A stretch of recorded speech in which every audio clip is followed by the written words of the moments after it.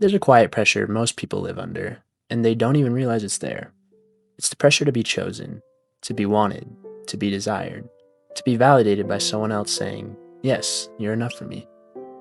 And when that doesn't happen, or when it hasn't happened yet, a lot of people don't just feel lonely, they feel incomplete. They start asking questions like, "What's wrong with me? Why hasn't it happened yet? Am I falling behind?"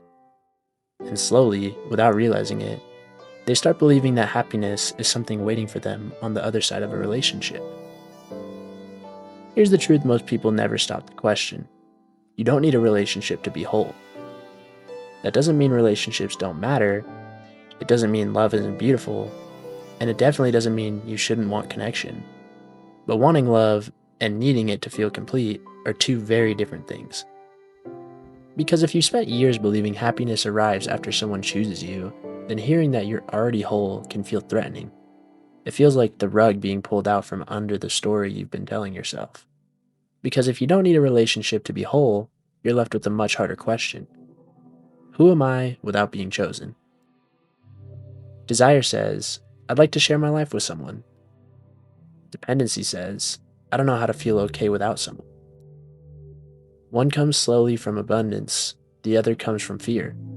And when love is built on fear, fear of being alone, fear of being unworthy, fear of not being enough, it stops being love. It becomes survival.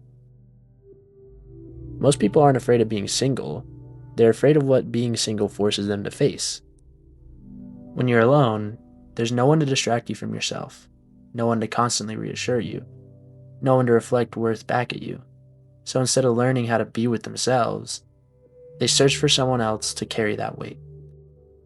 I've had my fair share of lonely nights, those nights where it's late and you're just staring at the ceiling, or those nights where you feel so off that you have to go for a drive just to escape your own thoughts. There were times I felt so lonely that I promised myself I'd change something, anything, just to feel more attractive, more wanted, or even more chosen. I once got into a relationship for one reason: I didn't want to be alone anymore. And I realized pretty quickly I was in it for the wrong reasons.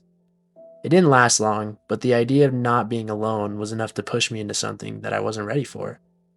I wasn't building connection, I was filling a void. I wanted touch, I wanted comfort, I wanted love. But more than anything, I was afraid of being alone with myself. So I wasn't in that relationship because I wanted love, I just wanted relief. Here's the part people don't like hearing: if you feel empty, alone, a relationship won't fill that.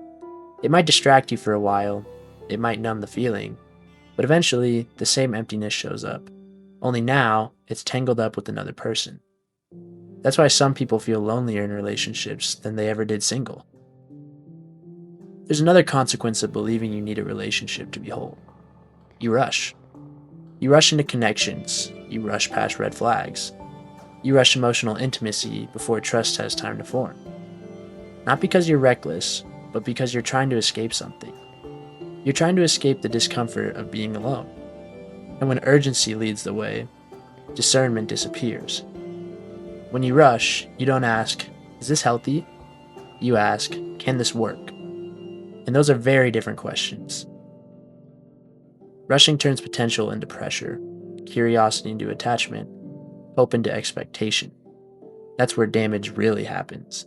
Because now the relationship isn't growing, it's compensating. When you don't feel whole on your own, every new connection starts carrying the weight of fixing you, and no relationship survives that kind of responsibility.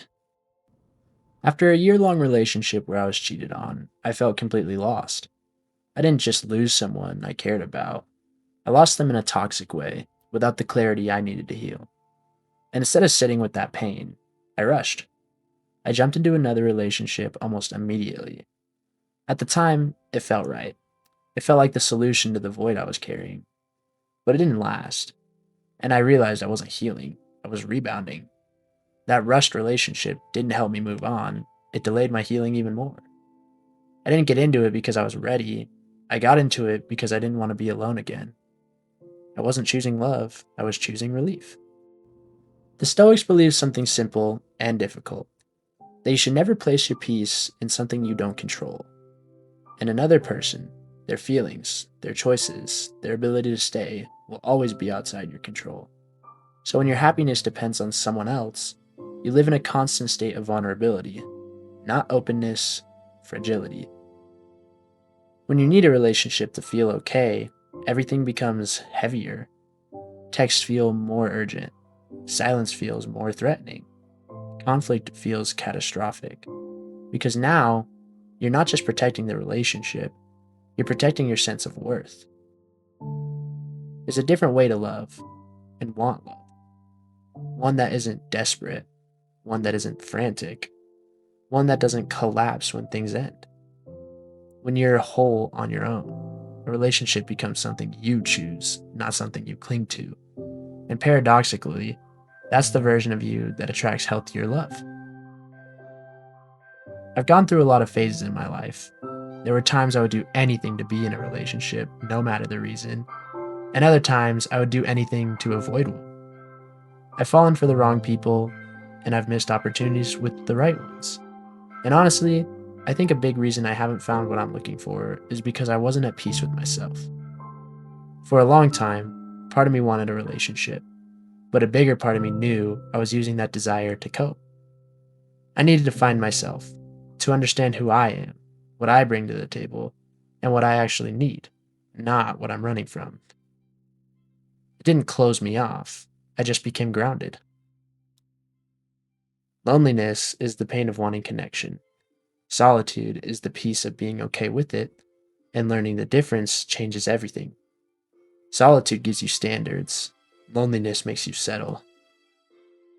When two whole people come together, love becomes lighter.